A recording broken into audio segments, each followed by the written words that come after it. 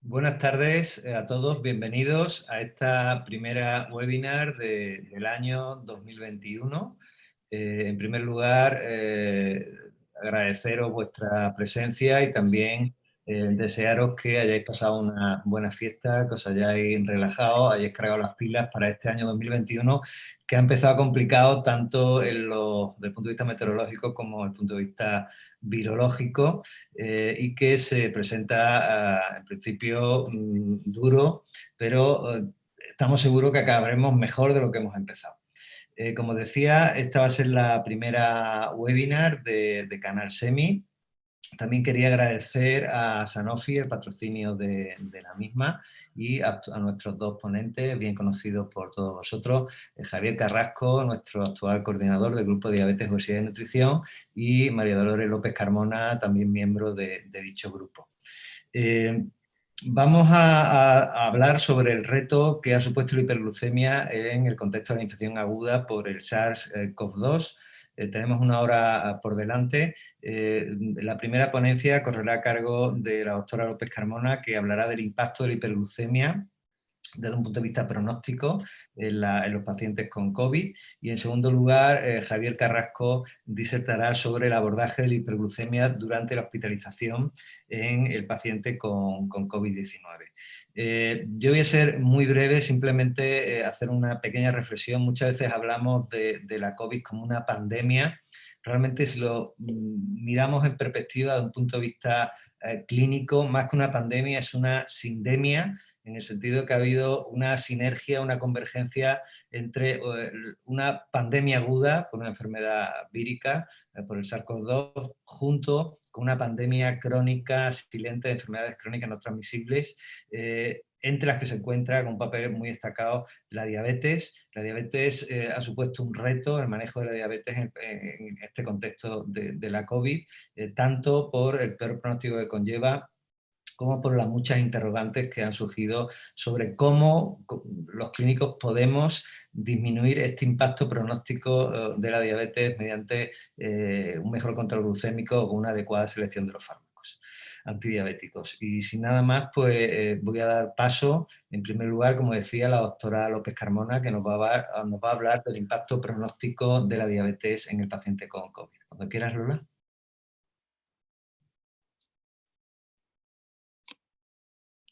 Bueno, pues buenas tardes a todos. Igualmente, como ha dicho Ricardo, agradecer vuestra presencia. Y no solo vuestra presencia, me gustaría empezar agradeciendo el trabajo de los investigadores del registro de SEMI, que es lo que nos ha permitido, en nuestro caso, poder aportar datos sobre hiperglucemia y pronóstico en COVID, pero bueno, como habéis visto, hemos tenido múltiples publicaciones y estamos aportando mucha información. Bueno, ¿qué os voy a contar acerca del arduo camino que hemos corrido a lo largo de estos meses, ¿no? Ricardo decía que es verdad que no hay que verlo solo como una pandemia. Yo he puesto 2 cifras exclusivamente, creo que estamos hartos de recibir números todos los días. Pero para que tengáis un poquito la perspectiva de lo que ha pasado, ¿no? Lo que tenéis a la izquierda son los datos en mayo, en el momento que se cierra, y se van a analizar los datos acerca de, en este caso, hiperglucemia y COVID, y abajo, a la derecha, pues, ¿dónde estábamos el domingo? Que es que ya prácticamente de día a día esto se queda excesivamente desactualizado. En todo este camino hemos perdido opciones terapéuticas, hemos desestimado algunas teorías iniciales que teníamos, hemos reubicado algunos tratamientos. Quizás de las primeras informaciones que tuvimos fueron cuáles son los factores pronósticos en el caso del COVID, y la diabetes, junto a la edad avanzada, la hipertensión o la presencia de enfermedades cardiovasculares, quedó claramente posicionada desde el principio como un factor de riesgo. Bueno, esto en principio no era de extrañar. Detrás de la diabetes hay muchos componentes que pueden empeorar ese pronóstico: la alteración sobre la respuesta inmune, tanto innata como después ya condicionada, en la presencia de múltiples comorbilidades que se asocian al hecho de ser diabético, el hecho en sí de que la hiperglucemia facilite la entrada del virus dentro del organismo y por lo tanto podamos contar en pacientes diabéticos con cargas virales elevadas, así como el control glucémico de los pacientes previo a la aparición de la enfermedad, que como pasa con cualquier otra patología también está condicionada.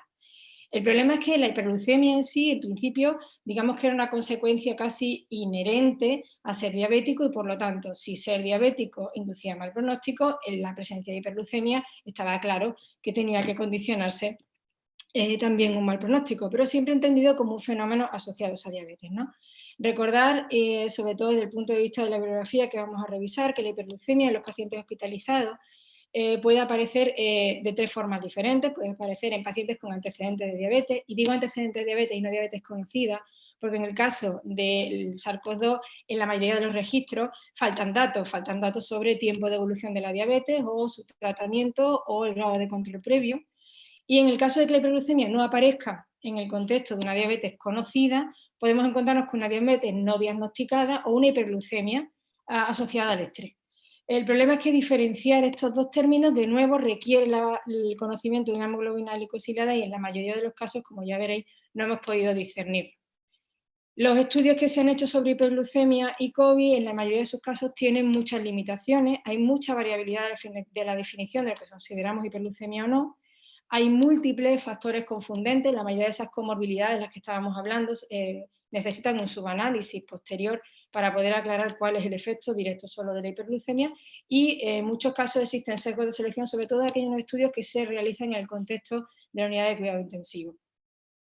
Recordaros que la glucemia de estrés es simplemente una respuesta, un mecanismo adaptativo, una respuesta fisiológica a una enfermedad aguda, es decir, está directamente relacionado con la severidad de la enfermedad. Hay una serie de descargas de sustancias neuroendocrinas que terminan por generar una neoglucogénesis, una glucogenólisis y una situación de resistencia insulínica con el único objetivo de tener una buena cantidad de glucosa disponible para transferirlo tanto al sistema nervioso central como al sistema inmune. En el caso específico de SARS-CoV-2, la presencia de hiperglucemia, ya sea en el contexto de diabetes o fuera de ella, tiene un efecto booster sobre el pronóstico que vamos a tener sobre las complicaciones. Esa hiperglucemia provoca que los receptores de angiotensina estén glicosilados y esa glicosilación cambia la conformación y permite que el virus penetre con más facilidad. Esos receptores están presentes en las células beta y esas células beta se ven alteradas y ven alterada su secreción de insulina, así como toda esa tormenta de citoquinas que conocemos que en algunos pacientes va a conllevar la presencia de SARS-CoV-2, también induce mayor resistencia insulínica y mayor hiperglucemia. Por otro lado, la hiperglucemia, sobre todo, y eso sí es importante puntualizarlo, en los pacientes con hiperglucemia crónica, son capaces de alterar tanto la biología endotelial como las plaquetas o la capacidad de activación del sistema de coagulación, lo cual produce mayor grado de trombosis y mayor daño multiorgánico por esa microangiopatía ya presente en el paciente diabético per se. ¿Qué sabemos de la hiperglucemia de estrés fuera del SARS-CoV-2? Bueno, pues este estudio, aparte de porque es un estudio propio de la SEMI y en el que participaron pues nuestro moderador y nuestro otro ponente, aparte de la doctora Carretero, es un estudio que especialmente nos viene muy bien, casi como un guante, porque estos pacientes que estaban incluidos en este estudio son pacientes con más de 80 años, pacientes con patologías cardíacas y respiratorias, fundamentalmente con motivo de ingreso, y en este estudio se vio cómo la hiperglucemia en sí, en los pacientes de ancianos se asocia a mayores complicaciones hospitalarias. No se observó una relación directa con la mortalidad por todas las causas, comparando a pacientes diabéticos con los pacientes normoglucémicos, pero sí os fijáis, bueno, en aquellos pacientes sin diabetes, cuando clasificamos a los pacientes en función de su glucemia, sobre todo en las glucemias más extremas, vemos mayor grado de complicaciones en aquellos pacientes que no son diabéticos y presentan hiperglucemia frente a los que ya eran previamente diabéticos. Como el foco inicial se puso en que la diabetes, per se, como entidad clínica, era un factor de mal pronóstico, los primeros análisis que se realizan, un poquito más pormenorizados de las circunstancias de la diabetes, tienen que ver con el grado de control. Esta revisión, este metaanálisis, solo incluye 2 estudios, en los 2 con el mismo punto de corte, 180, para clasificar a los pacientes como bien controlados o mal controlados, y en los dos llegan a la misma conclusión, ¿no? El hecho de tener una diabetes mal controlada supone una mayor mortalidad y una mayor aparición de complicaciones. En este caso solo se analizaron la aparición de distrés respiratorio, de una enfermedad renal aguda o de un fallo cardíaco, además de la mortalidad. Este es el primer estudio en el que se describe cómo pequeñas alteraciones de glucemia fuera de la diabetes sí provocan o cambian el pronóstico del paciente. Curiosamente, como estamos muy al principio de la pandemia, vuelven a clasificar a los pacientes en función de estadios diabéticos o prediabéticos, es decir, establecen 3 puntos de corte: pacientes normoglucémicos por debajo de 100 de glucemia, pacientes prediabéticos entre 100 y 126 y pacientes diabéticos que bien o lo eran por sus antecedentes o tienen más de 126 al ingreso. Al final, comparando con los pacientes normoglucémicos, los pacientes con glucemia basal alterada o con diabetes presentaron peor pronóstico, tanto para el endpoint combinado como para la mortalidad, como para la ventilación mecánica aislada. Llamaba la atención que después del análisis multivariante, la glucemia basal alterada, con lo pequeña que es la proporción de glucemia que supone, permanecía como un factor de riesgo independiente de la mortalidad, lo cual puso el foco en la hiperglucemia aislada como posible factor pronóstico. En este otro estudio, aquí ya sí se clasifica a los pacientes como hiperglucémicos o no hiperglucémicos, subdivididos en función de que el paciente sea o no previamente diabético. Como conclusión, los investigadores llegan a que los pacientes hiperglucémicos sin diabetes presentan incluso peores resultados que aquellos pacientes diabéticos, con un endpoint primario combinado de UCI, ventilación y de muerte. Esto, que como hemos dicho antes, reflejo de la severidad de la enfermedad, no aparece solo en este estudio, sino que es un dato que vamos a ver repetido a lo largo de la presentación. De hecho, aquí tienen un nuevo estudio. En este caso no se dividen en 4 grupos, solo se dividen, por un lado, aquellos que tenían antecedentes de diabetes, aquellos que eran normoglucémicos y los que no tenían diabetes y eran hiperglucémicos. Y de nuevo, la hiperglucemia no asociada a diabetes vuelve a ser de nuevo un factor independiente de peor pronóstico. Además, en este caso, los investigadores dividen a los pacientes en función de cuartiles de glucemia al ingreso. Y llama la atención cómo no el cuartil de glucemia más extremo, sino el inmediatamente inferior es el que peor pronóstico presenta. Los investigadores aclaran que en aquellos pacientes que presentaron hiperglucemia al extremas, nada más ingresar, se realizaron un control muy intensivo de esa glucemia y probablemente son los que justifique que tuvieran mejor pronóstico que el cuartil inmediatamente inferior. Por lo tanto, se puede concluir que no solo el tener hiperglucemia, sino controlarla precozmente va a mejorar el pronóstico. Les dije que son muy poquitos los estudios que contaban con hemoglobina glicosilada y que por tanto pudieran diferenciar esa hiperglucemia de nuevo entre pacientes con diagnóstico de debut o pacientes con hiperglucemia de estrés en su estricto. Este es un estudio en el que sí contaban con ello y de nuevo la hiperglucemia, el ser diabético como tal, se asociaba a peor pronóstico, pero en los que peor pronóstico presentaban, sobre todo en cuanto a ingresos a UCI, en aquellos pacientes con un nuevo diagnóstico de diabetes. ¿A qué atribuyen probablemente este resultado? Pues que detrás de una diabetes no conocida también hay un daño hiperglucémico mantenido no conocido de un tiempo variable y probablemente otras comorbilidades sobre las que tampoco se ha ejercido un buen control en cuanto al estado de salud. ¿Qué sabemos de la relación de la hiperglucemia con los parámetros respiratorios? Fíjense, en este estudio el punto de partida es exactamente lo mismo, es un endpoint combinado, en este caso de ingreso en UCI como parámetro de necesidad de ventilación mecánica invasiva o no invasiva, por eso les pongo que estaba incluido, y o muerte. Efectivamente, ser diabético era peor que no ser diabético, pero dentro de los diabéticos, de nuevo, la diabetes de debut tiene peor pronóstico que la diabetes conocida. Y si lo que dividimos a la población es entre los pacientes solo, exclusivamente en términos de hiperglucemia, tienen peor pronóstico aquella hiperglucemia que no se relaciona con la diabetes. Cuando se analizan por separado los componentes del endpoint primario, resulta que todas las diferencias observadas previamente desaparecen en términos de mortalidad. No hay diferencia entre pacientes diabéticos y no diabéticos, ni por presentar o no hiperglucemia.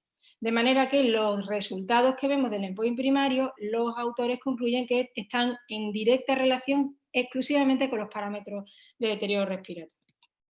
De hecho, analizan muchos otros parámetros, tienen a la izquierda la relación que hay entre la glucemia, que está expresada en milimoles por mililitro, con algunos parámetros. En este caso, pues como se ve, a mayor hiperglucemia, mayor frecuencia respiratoria, menor saturación de oxígeno, peor PAFI.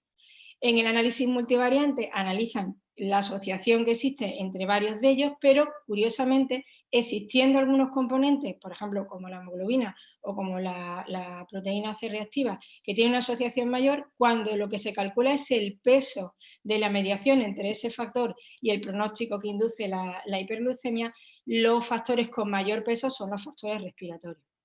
Entre las múltiples explicaciones que dan los autores sobre por qué esto es así, uno de los parámetros que sale recurrentemente es el peso. Este es un estudio francés multicéntrico con cerca de 500 pacientes diabéticos, en lo que se analiza es el fenotipo, las características generales.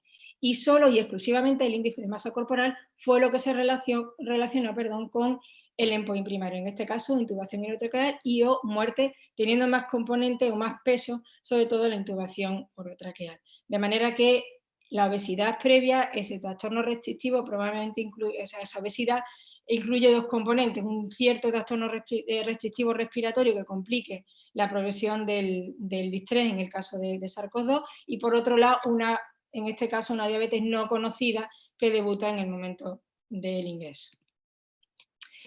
¿Qué otras relaciones tenemos con algunos otros marcadores? Pues por ejemplo, en este estudio nos hablan de relación de interleuquina 6 o dímero D con la glucemia. Y de nuevo vemos cómo de manera directa se correlaciona ambos parámetros con la presencia de hiperglucemia. Y no solo eso, sino que además esos parámetros van decreciendo a lo largo de la estancia hospitalaria, lo cual también se asocia a una disminución de las cifras de glucemia. ¿Por qué se lo digo así? Porque la influencia SARS-CoV-2 glucemia SARS-CoV-2 es bidireccional. Este es otro estudio, también divide a los pacientes, en este caso entre normoglucémicos y tener glucemia por encima o por debajo de 200. Por supuesto, a mayor glucemia, peor pronóstico, en este caso mayor probabilidad de ingreso en UCI, pero si se fijan a la izquierda, está representada la evolución de la hiperglucemia diferenciando a los pacientes que están en UCI o no, reciban o no tratamiento esteroideo. Y siempre los pacientes que ingresan en UCI tienen mayor tasa de hiperglucemia, lo cual en principio no era esperable, ya que todos estos pacientes reciben nutrición parenteral continua e infusiones continuas de glucemia, y a pesar de eso, la glucemia de los pacientes en UCI siempre permanece más elevada que aquellos que no ingresan en UCI. Y de hecho, en ese sentido, en el sentido de observar la relación hiperglucemia y severidad desde el otro punto de vista, está hecho este metaanálisis. Incluye solo 3 estudios porque digamos que este enfoque es el menos frecuente en la literatura, pero vemos cómo la COVID más severa se asocia a un aumento de glucemia. Un aumento de glucemia agudo, porque la hemoglobina glicosilada es verdad que fue ligeramente más alta en los pacientes con COVID severo, pero no alcanza significación estadística. A modo de resumen, esta es una tabla de un metaanálisis publicado hace menos de una semana, en el que se ve 51 estudios directos sobre hiperglucemia y pronóstico. Y hay una cosa muy curiosa que realizan este estudio, que es fenotipar. Dentro de ese mal pronóstico, exactamente qué diferencias hay entre si uno es una hiperglucemia diabética o no. Bueno, pues con respecto a la hiperglucemia diabética, los pacientes en general se mueren más, necesitan ventilación mecánica invasiva o no invasiva, y además, sobre todo, presentan múltiples complicaciones orgánicas a otro nivel, por ejemplo, daño cardíaco o daño renal. En comparación con los pacientes con hiperglucemia no diabética, estos pacientes, por ejemplo, también requieren mucha ventilación mecánica o no invasiva, pero curiosamente, a diferencia de los anteriores, sí que ingresan más en UCI. Esto probablemente, y así lo indican los autores, tenga relación con un sesgo de selección, es decir, detrás de un paciente diabético, como vimos, había un paciente de mayor edad, con mayor carga de mortalidad, y probablemente a estos pacientes el recurso de la UCI se les ofrece en menos ocasiones. Por último, después de hablar de mucho de la hiperglucemia, recordaros simplemente, la relación de hiperglucemia y severidad de COVID tiene forma de J. La hipoglucemia como tal, también tiene influencia sobre el pronóstico, lo cual tiene que ser muy tenido en cuenta, sobre todo cuando se vaya a establecer el tratamiento, intentar no llevar a los pacientes a objetivos demasiado estrictos que puedan llegar a introducir hipoglucemia, sobre todo en este contexto que sabemos que las ingestas son muy escasas. Y por último, voy a dedicar los últimos 4 o 5 minutos a enseñarles cuáles son los resultados derivados del registro propio de la SEMI en cuanto a hiperglucemia y pronóstico. Se incluyeron un total de 11.000 pacientes que se subdividieron en 3 grupos, una glucemia por debajo de 140, de 140 a 180 y por encima de 180. Estas son las características basales y conviene recordar que dentro del grupo de mayor hiperglucemia, mayor de 180, nos encontramos evidentemente el mayor porcentaje de pacientes hipertensos, así como de la mayor tasa de comorbilidades asociadas. Vale. Asimismo, si lo que analizamos son las variables al ingreso, nos llama la atención, como vimos en estudios previos, que se relaciona la hiperglucemia con las cifras de dedímero. Sin embargo, en nuestro estudio no pudimos alcanzar significación estadística ni con la ferritina ni con la interleuquina 6. Probablemente tenga que ver con que el número de pacientes de los que disponíamos de estos resultados es mucho menor. Si se dan cuenta, por ejemplo, en el caso de la ferritina sérica, contamos con 4.000 de esos 11.000 iniciales y casi alcanza significación estadística. En el caso de la interleuquina, pues prácticamente contábamos con el 10% de la población para ser analizado y es muy difícil poder lanzar el mensaje de que no se relaciona directamente con la interleuquina 6 sin tener en cuenta esta salvedad. En cuanto a los resultados, pues deciros que la hiperglucemia, con independencia de ser diabético o no, ha resultado un predictor de mortalidad por todas las causas de manera independiente. Si ven a la izquierda, están representados por bloques de severidad de esa hiperglucemia. Los pacientes diabéticos y no diabéticos no existe diferencia. Como veis, era pequeña, sobre todo en aquellas cifras más elevadas. De nuevo, la hiperglucemia no diabética vuelve a tener quizás las tasas más altas de mortalidad, aunque no hay diferencias estadísticas entre los grupos. Y en el lado derecho tenéis las curvas de supervivencia, arriba de forma global, teniendo en cuenta a todos los pacientes, abajo diferenciados entre diabéticos y no diabéticos, y como podéis observar, no existen diferencias. Otros resultados, pues la hiperglucemia también se asoció además a una mayor estancia hospitalaria o la necesidad de ingreso en UCI. A modo de conclusión, decir que en una enfermedad como la que estábamos, desconocida y en la que tenemos que planificar muchas cosas, y como hemos dicho ha sido un reto, identificar biomarcadores pronósticos es esencial.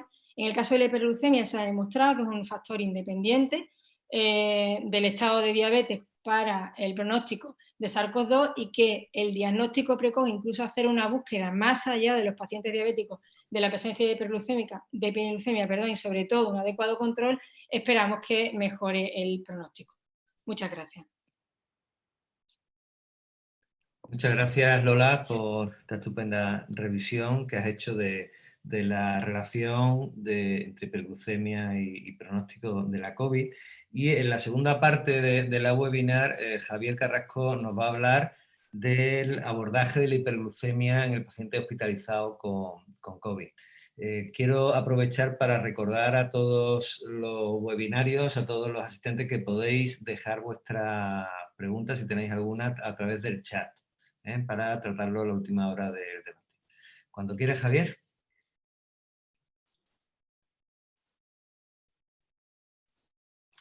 Bueno, en principio, lo mismo, muy buenas tardes a todos y gracias por estar aquí en esta primera webinar. Y bueno, este era un poco el reto que tanto, yo creo que la SEMI dejó este reto sobre el grupo de diabetes, ¿no? Y el grupo de diabetes pues lo puso sobre mí, ¿no? Que habría que intentar coordinar cómo podemos hacer, ya que hemos demostrado que la hiperglucemia tiene su importancia pronóstica, pues evidentemente de alguna manera deberíamos de abordar esto. Bueno, este es mi conflicto de intereses y este es un poco lo que hemos intentado hacer y resumir en esta ponencia. Bueno, como ya ha comentado Lola, en principio, cuando un paciente tiene hiperglucemia en el hospital, pues siempre las 3 causas clásicas, ¿no? El paciente que es un diabético conocido previamente, y siempre hemos dicho que esta es la oportunidad de mejorar el control previo al ingreso, hacemos aquí un poquito de publicidad. de lo que tenemos que seguir haciendo. Aquella diabetes que era previamente no conocida, pero que realmente el paciente era diabético, lo que hemos comentado, hay mucha hiperglucemia de estrés, no es hiperglucemia de estrés, sino son pacientes con diabetes no conocida y que es el momento del diagnóstico, y la hiperglucemia de estrés propiamente dicha. Estos son los tres escenarios y que en la infección por el COVID, la infección por SARS-2, la situación es la misma cuando nos enfrentamos a los pacientes que producen hiperglucemia, pero ya sabemos que la hiperglucemia, incluso, como ha comentado Lola, es un motor fisiopatológico que ayuda a la invasión más severa del virus. Bueno, resumiendo, esto es el artículo que acaba de comentar, solo voy a poner esta diapositiva, simplemente por centrarnos en los cortes de glucemia, ¿no? Cuando decidimos hacer este trabajo y habíamos revisado la bibliografía, la verdad es que, como comentó antes, ¿dónde ponemos los controles de hiperglucemia? Porque si queremos intentar controlar a nuestros pacientes de una forma adecuada y tenerlo en unos rangos que no sean peligrosos, pero que sea acorde con lo que nos están diciendo los registros respecto al mal pronóstico, o tendríamos que utilizar estos puntos de corte. Entonces, como clásicamente, y basándonos en el estudio antes que también comentó de la hiperglucemia de estrés, y sabemos que cuando los pacientes se mueven entre 140 y 180 miligramos de decilitros, pues estamos más o menos tranquilos, pues por eso decidimos hacer el corte a ver qué ocurría con estas glucemias, porque los estudios que teníamos previos de tanto de China como algunos americanos, pues incluso ponían puntos de corte en los cuales el pronóstico de la enfermedad era mayor, incluso más bajo que estos controles, ¿no? Y por eso se decidió, y estos fueron los resultados que se extrayeron. Y que tenemos que ser consecuentes a la hora de tomar decisiones terapéuticas. Bueno, pues como pasa siempre, la medicina interna que se engloba en el tratamiento de todos los órganos de la persona enferma, pues claramente cuando vino el coronavirus, pues evidentemente medicina interna tenía los conocimientos y los recursos para enfrentarse a esta pandemia. Y era eso. Igual que está ocurriendo ahora con la nieve, que se utiliza la unidad militar de emergencia, los militares, pues ahí los internistas nos tuvimos que poner los EPIs y a ver los pacientes. Y empezamos a observar todas estas cosas, no solo el fallo respiratorio, sino el resto de los problemas que tienen los pacientes. Dígase hiperglucemia, dígase trombosis, etcétera, etcétera. Bueno, pues lo primero que se me ocurrió es, digo, bueno, vamos a ver respecto al tratamiento que hay en PubMed. Y cuando pones hiperglucemia, manejo de la hiperglucemia hospitalaria y tratamiento COVID, pues curiosamente solo hay 4 resultados que llamen la atención. En la cita 2, es una cita de un caso clínico que necesita muchísima insulina. Eso estamos viéndolo todos los días. Hoy mismo he visto un paciente, ¿sabes?, con altas necesidades de insulina, muchísimas más que las que él tomaba en domicilio, en un paciente diabético.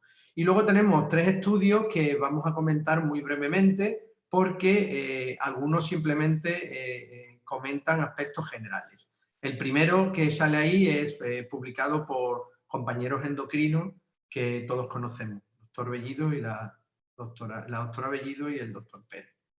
Bueno, esto no es una broma, son bombas de infusión, entre las que están la infusión intravenosa, y esta foto la he sacado de una de las publicaciones donde en el manejo de la hiperfusión intravenosa, para que intentar que haya que exponer al mínimo a las enfermeras para entrar en los BOSes, pues poner los detectores de glucemia y las bombas fuera del box. La verdad es que podría ser una idea. Este artículo solo dedica unas pequeñas palabras al paciente no crítico, al paciente que manejamos en las plantas, y casi todo al paciente crítico, y un poco relacionado, hace una disertación general de cómo se puede tratar esta hiperglucemia.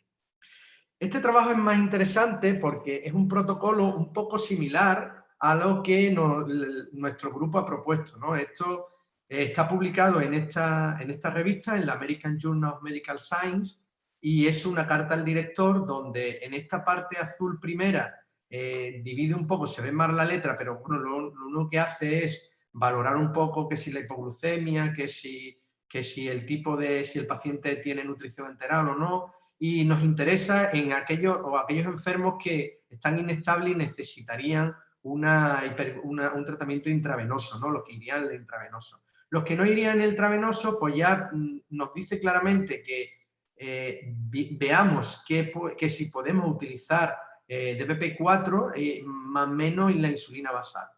Y hace 3 grandes escalas, lo que conocemos siempre, el basal, corrección, y la insulina prandial, y en función si la glucemia es severa, no es severa, es una hiperglucemia leve, las dosis que tenemos que utilizar de insulina y las correcciones que hacemos normalmente con la insulina rápida. Y ya aquí nos dice que considerar el inicio de uso de DPP-4 en aquella hiperglucemia mínima, glucemia leve o incluso moderada, añadido a insulina basal. Nosotros no habíamos revisado este estudio publicado, pero la verdad es que tiene ciertas similitudes con lo que nosotros vamos a presentar ahora al final de esta charla.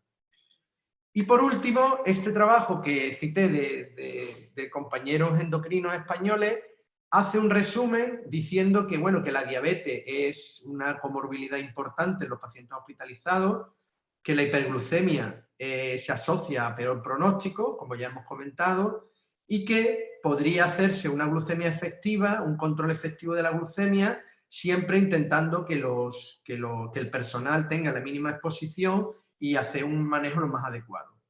Plantea en pacientes críticos unos targets de 140 a 180 y en pacientes no críticos entre 110 y 180, ¿no?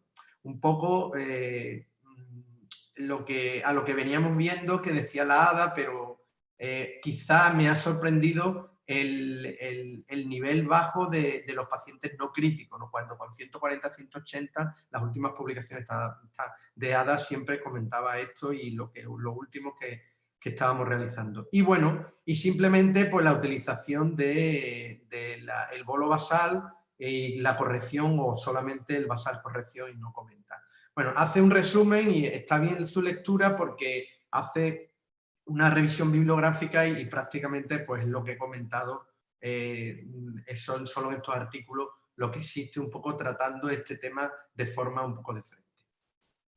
Bueno, ¿cuál sería? Entonces como no tenemos evidencia en el COVID, tenemos que extrapolar un poco lo que nosotros conocemos para intentar aplicarlo en esta situación, con las limitaciones que tiene la necesidad de la protección cada vez que vayamos a atender a los pacientes.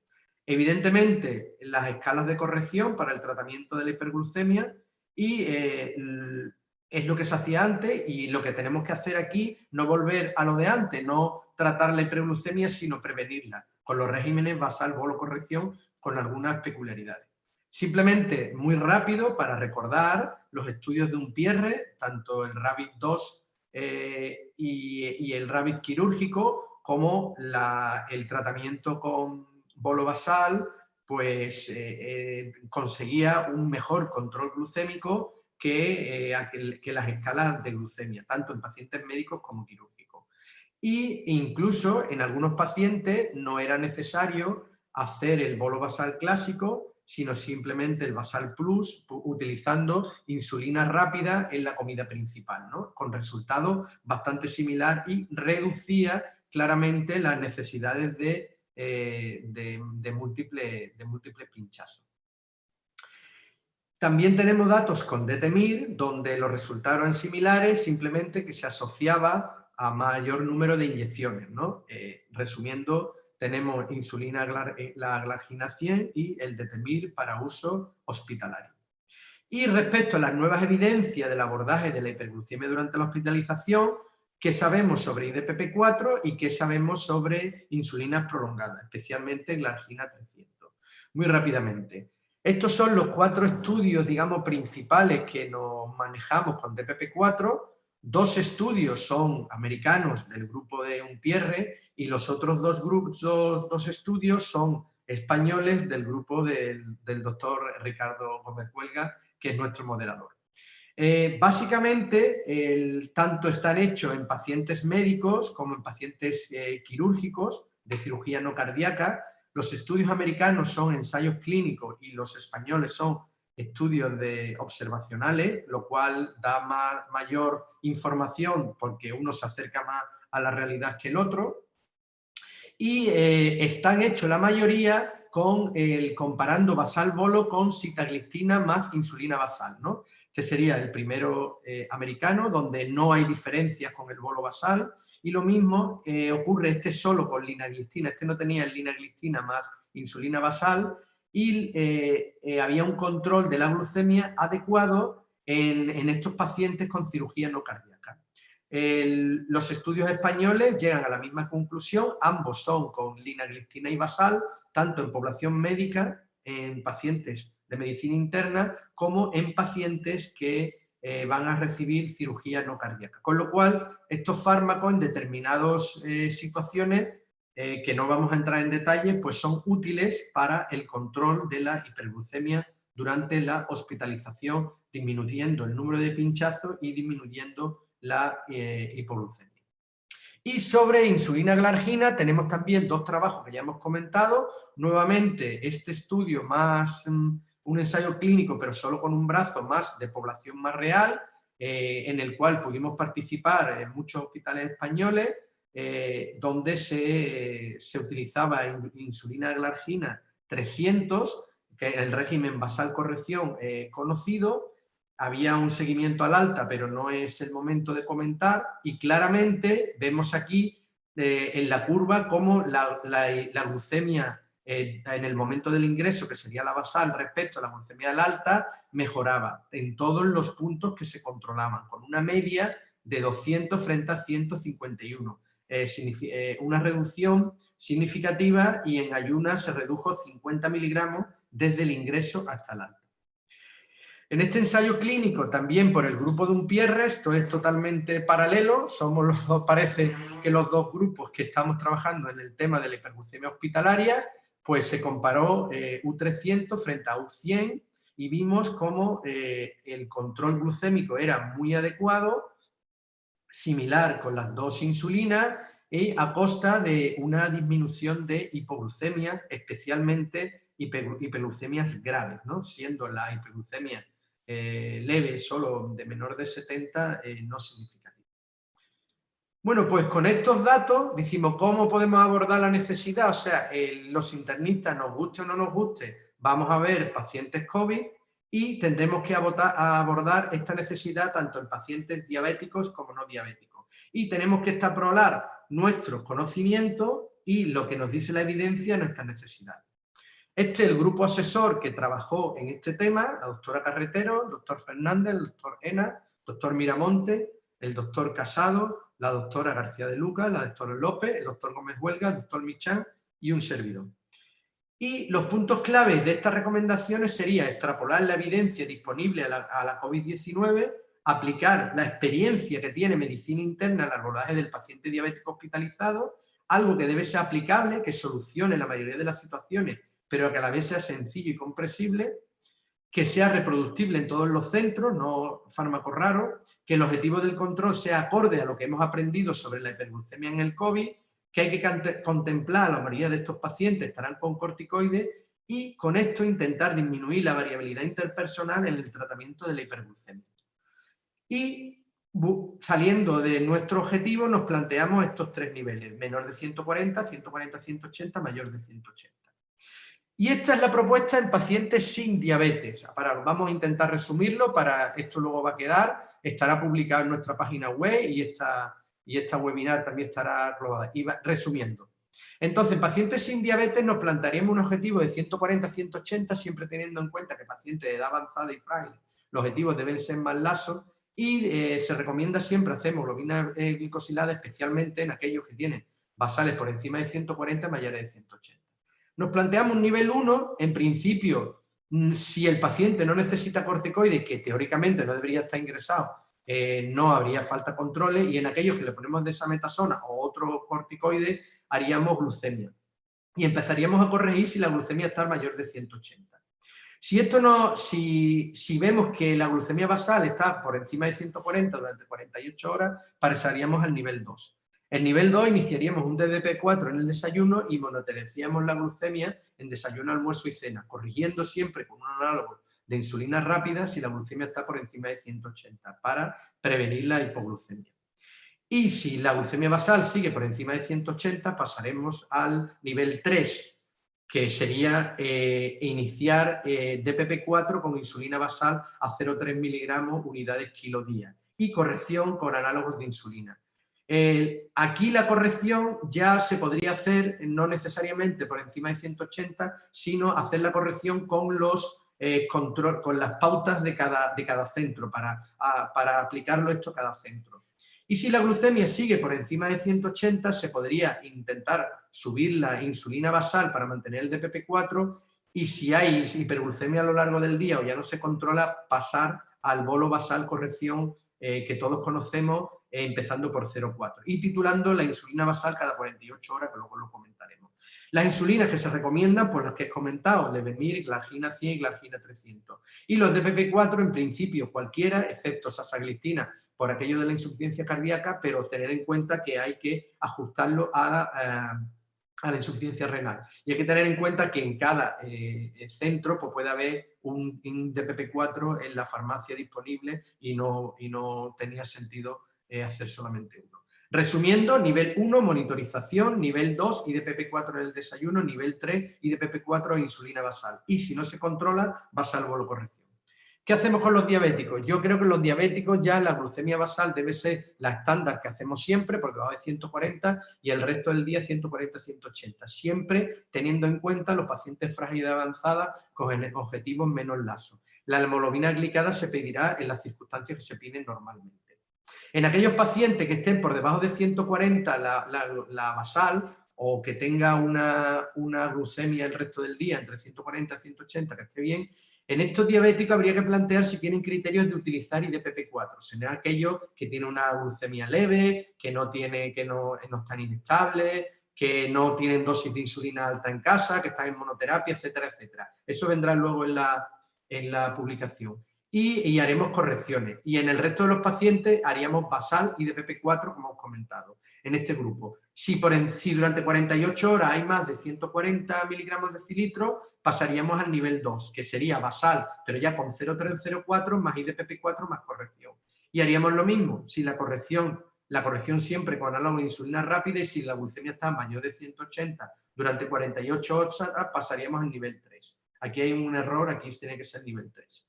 Y el nivel 3, pues sería ya basal bolo corrección de 0,405 de forma progresiva, iríamos titulando en la insulina basal y la insulina rápida como lo sabemos. Nos parece un caso sencillo. Resumiendo, nivel 1, si el paciente está por debajo de 140, IDPP4 más basal 0,2, el nivel 2 entre 140 y 180 de basales, IDPP4, insulina basal 0,304 y a nivel 3 ya mayor de 180 en las basales, pues basal bolo corrección. Evidentemente, si las glucemias están por encima de 300, mantenida, había que iniciar insulinización intravenosa. Esta sería la titulación de la insulina basal, que la hemos utilizando del estudio Cobalta sobre todo. La rápida sería en función de cada centro, no voy a entrar en detalle, esto lo tenéis aquí y luego lo colgaremos en la página web. Y simplemente, para terminar, os recuerdo que en la próxima reunión de diabetes-obesidad de forma virtual entre el 26 y el 29 de enero, el día 27 de enero tendremos una conferencia magistral sobre el consenso que estamos elaborando de hiperglucemia, del manejo de la hiperglucemia esteroidea por parte del doctor Casado.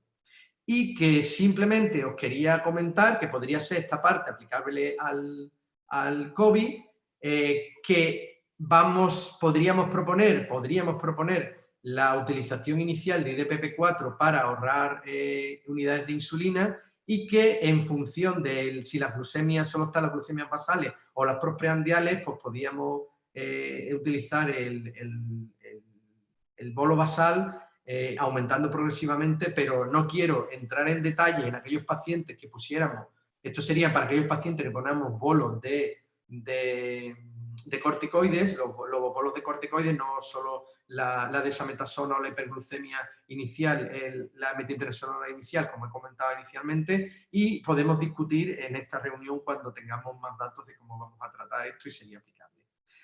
Total, que los puntos claves que os quería ya para terminar, la importancia de la hiperglucemia en el paciente con COVID-19 hospitalario, independientemente de la condición de diabetes, que hay que monitorizar la glucemia en pacientes sin historia previa de diabetes, muy importante, solicitar hemoglobina glicada en todos los no diabéticos y en aquellos diabéticos que no disponen de una reciente, que hay que corregir la glucemia en mayores de 180 en pacientes no diabéticos y pensar los 3 niveles de abordaje acorde con lo que nos dicen los registros del pronóstico de la hiperglucemia y una escalada progresiva para intentar hacerlo lo más sencillo posible en aquellos pacientes que no necesiten terapias más avanzadas y para preservar de la hipoglucemia, como ha comentado Lola, de la curva en J.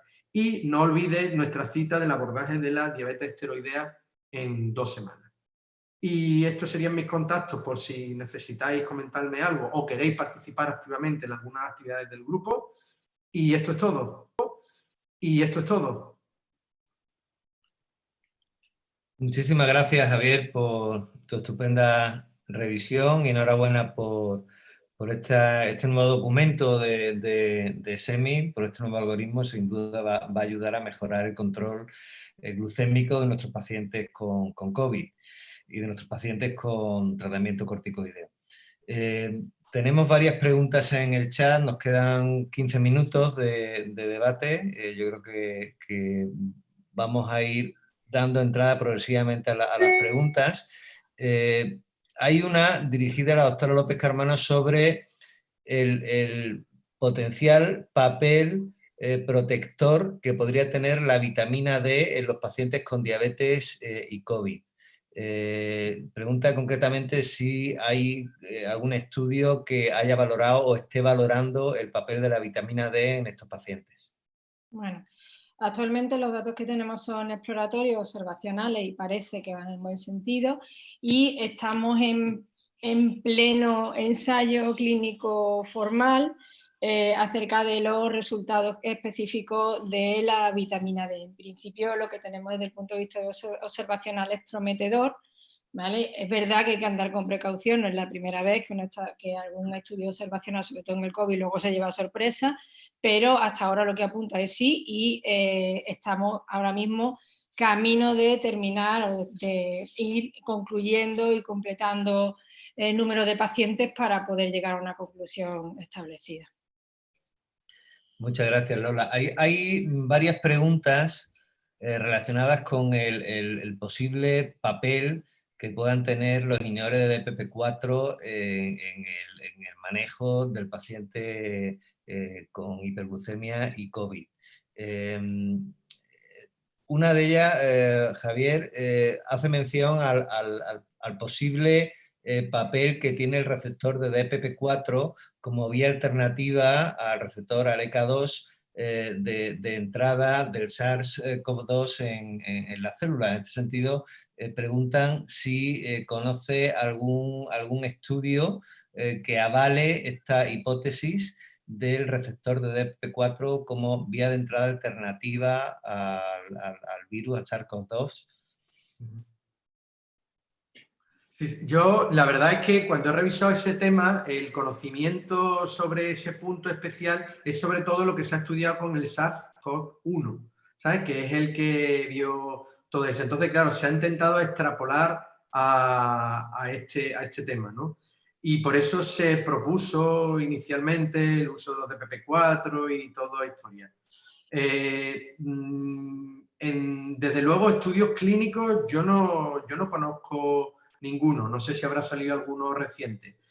Probablemente algún estudio más básico puede existir, pero tampoco lo tengo muy claro. Lo que sí quiero dejar claro que la propuesta que hacemos nosotros de los DPP4 no es por el mecanismo fisiopatológico ese, sino es por el conocimiento previo que tenemos del uso de los DPP4 en pacientes hospitalarios de perfil similar, ¿no? No es una extrapolación porque tenga un interés, un conocimiento fisiopatológico y una mejora.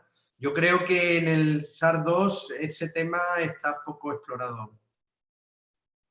Estoy de acuerdo contigo. Hace unos días ha salido un artículo, creo que era en Nature, sobre el posible papel que podía tener un gen atávico heredado de vestigios de los neandertales, que está presente en un 3-5% de la población de Eurasia y que produce una sobreexpresión de DPP4 que podría acarrear un peor pronóstico de la infección por el SARS-CoV-2, pero desde luego es todo muy especulativo, no hay estudios clínicos que avalen esa teoría.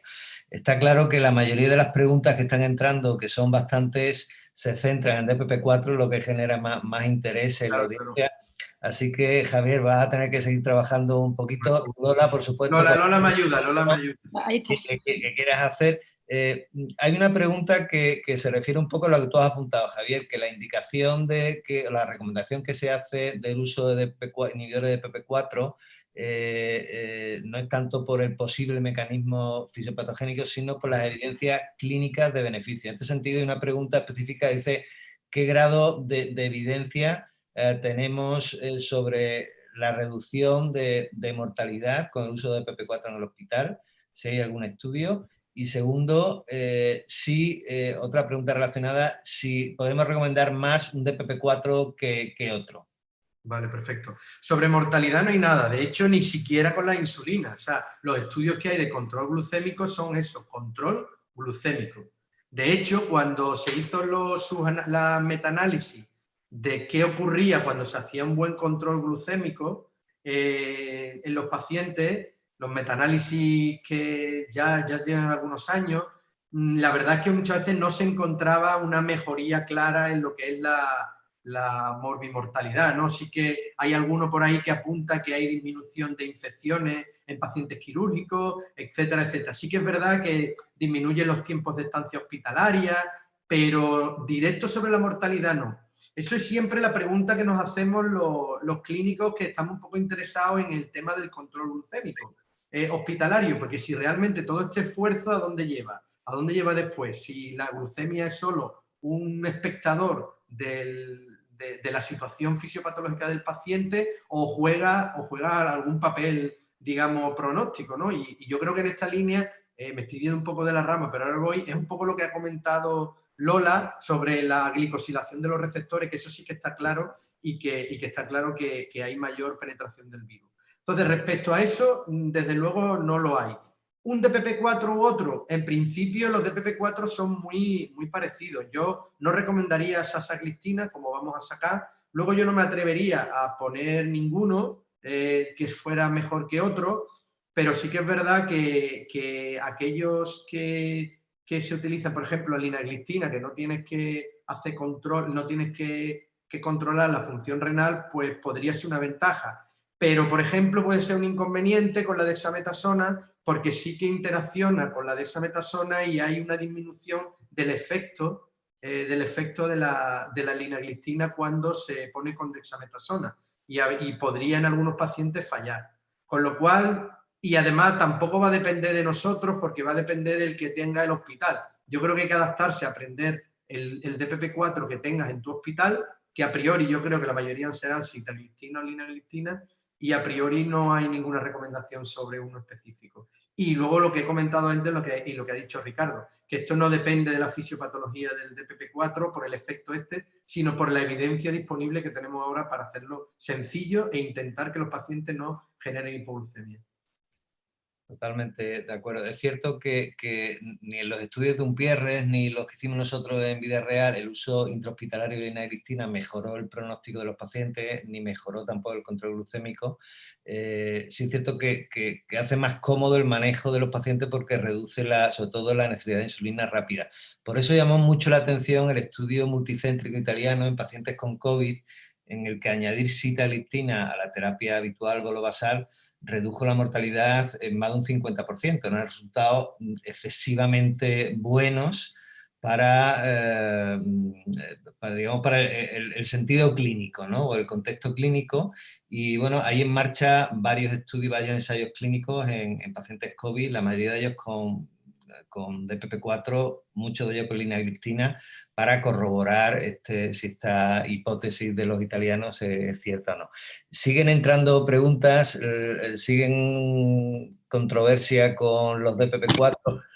Hay también alguna pregunta sobre el posible papel, y esto es una pregunta abierta tanto para Javier como para Lola, de otros antidiabéticos orales o antidiabéticos no insulínicos, mejor dicho, en el manejo de la hiperglucemia del COVID.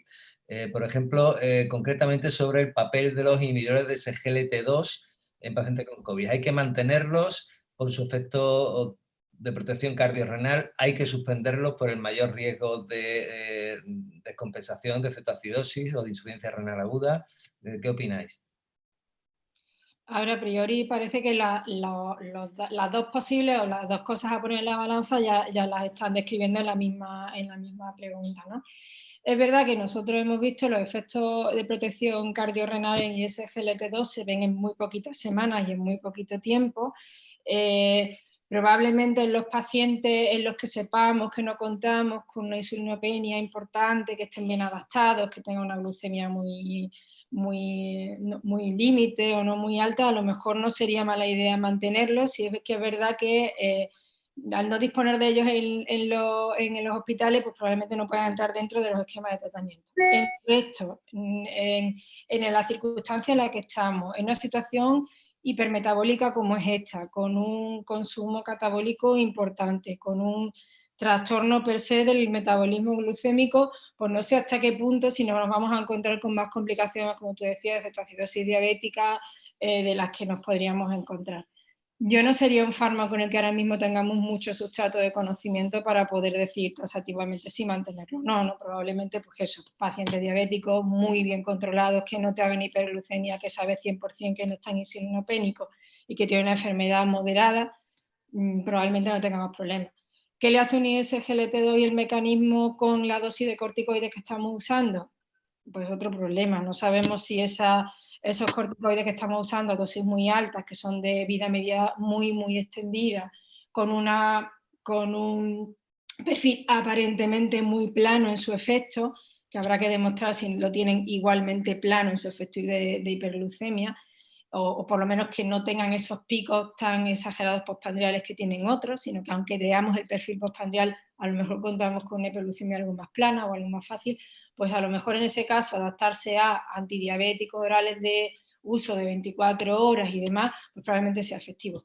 No hay evidencia ahora mismo para decir si sí o si no, ¿no? Es verdad que la posible cardionefroprotección podría ser interesante, pero no hay evidencia para poder ubicarlos claramente, ¿no?